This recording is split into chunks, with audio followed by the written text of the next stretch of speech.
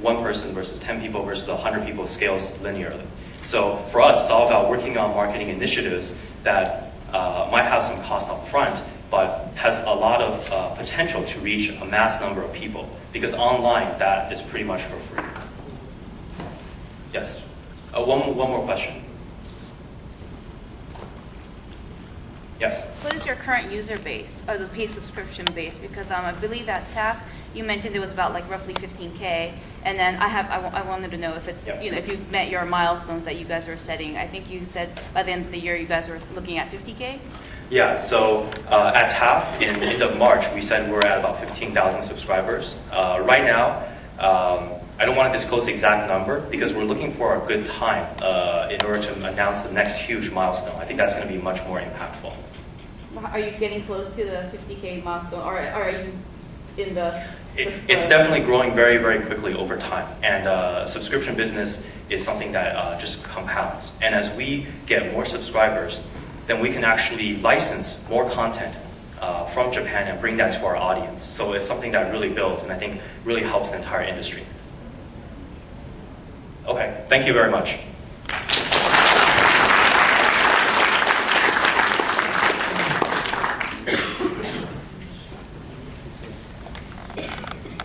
For those who'd like to stay for the next industry panel, please stay in your seats. Those who would like to go out into the heat, exit to your right.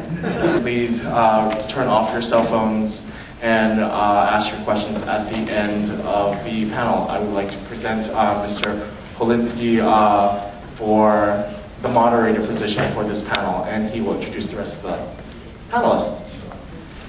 Hi, my name is Ken Howinski. I'm the managing founder of MX Media LLC, which we basically kind of carve a niche out for ourselves as supplying the production for the translations and subtitles for a lot of the videos that end up online.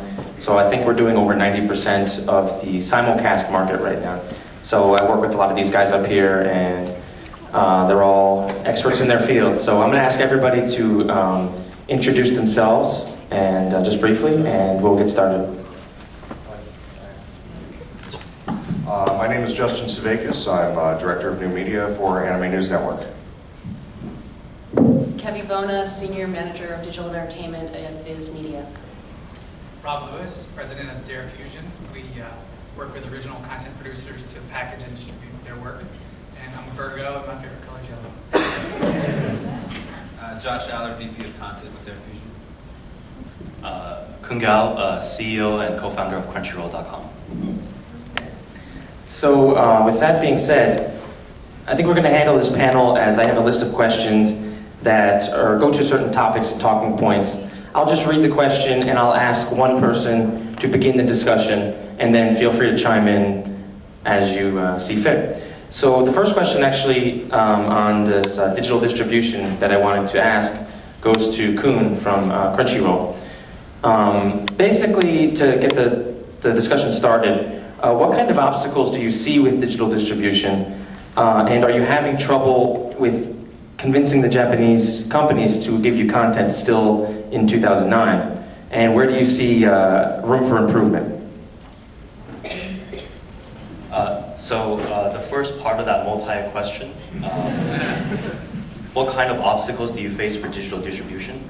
I think really it's very new. You can say that digital distribution, simulcasting in fact, originally started when we launched it with GDH in April, which is a little bit over a year ago. And really only everyone in the industry jumped in when ourselves, Viz, launched Naruto Shippuden streaming, which is the biggest anime title. And that really got everyone onto the digital streaming simulcast bandwagon. But the biggest hurdle right now is still that it's just so new. People don't really think about it as their very first option. And so it definitely doesn't get the attention that it deserves. And so just segueing that into the second question, is there a lot of, I think, difficulty with Japanese companies? There definitely is. Japanese companies traditionally are very conservative. So it takes a little bit of time for them to really understand digital simulcasting and what it all really is and how it affects anime business. And of course, they're not the only ones thinking about it. In fact, no one has really figured it out. Even US big media companies, TV stations, have not really figured it out. But it's really just a matter of time and educating the licensors about what the potential for digital is. And the third question is, what does it need to improve? This one's very easy, making money. Once digital makes a substantial amount of revenue, everyone will think about it as their primary option for licensing and streaming. Does anybody else feel to add in? Jump in anytime.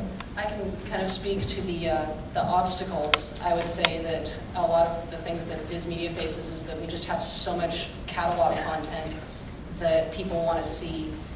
So, you know, there's time, manpower, production, getting things up as fast as we can. Getting the Japanese companies on board, I wouldn't say difficult. I think that they're smart. They know, that this is what's needed. This is what the fans want. I think that they just wanted to see a lot of things in place before going forward, and there's a lot of contract negotiations that have to happen, and so they wanted to make sure the security was good and that there was a plan, a real solid plan before everything went up at once. One other thing is that there's, in Japan, especially with older shows that were not produced with internet rights in mind, there's a lot of red tape, a lot of times that for an older catalog show they have to go back to almost everyone that had a hand in the production significantly and get their approval, and that can take years. So back catalog content is still a challenge. Okay. Well, going with this, the idea of getting the rights, digital rights to put online, Kevi, I wanted to start you with this question, if it's all right. A common complaint is that we can't acquire worldwide rights for certain shows, and it becomes a problem where you have fans in Europe maybe who see the videos online on their favorite websites and can't watch them. Is there anything being done to address this issue of worldwide rights? Well, again, it's a lot of contract negotiations, again, with the red tape. My personal belief is that it should all just be released at once worldwide. There's no reason to. It's the internet, for crying out loud. Everybody's got access to it. So, I mean, yes, it's something that Viz obviously is working on. It just takes a lot of time. Kun, it's like you want to say something. Yeah, I completely agree. About almost half of our audience our 5 million audience is worldwide, not in North America. So this actually impacts our business substantially. I think the difficult hurdle here is that licensors can still make significant amount of revenue, much more than digital can deliver them, with licensing to local TV distributors, such as a TV station in France or Singapore. And there's really no way for digital to compete with that right now. I was just going to add, I really think this is driven by the ability to monetize the content with advertising, and so that's being held close to the chest. And putting this out on the internet, especially with worldwide distribution, it really dilutes that possibility. So I think it sort of scares content holders into not wanting to take that step until it's the last possible option. The ad-supported model is great for North America, but the internet ad market is really kind of nascent or non-existent in other parts of the world, particularly in other English-speaking countries. So it's much more of a challenge if your model is to get advertising revenue. It's much more of a challenge to do that overseas. The next question I wanted to ask was for Justin to start, if that's all right. On Anime News Network, they stream quite a bit of videos that come from all sorts of sources. Many of them, they'll have shows that have subtitled version or the dubbed version.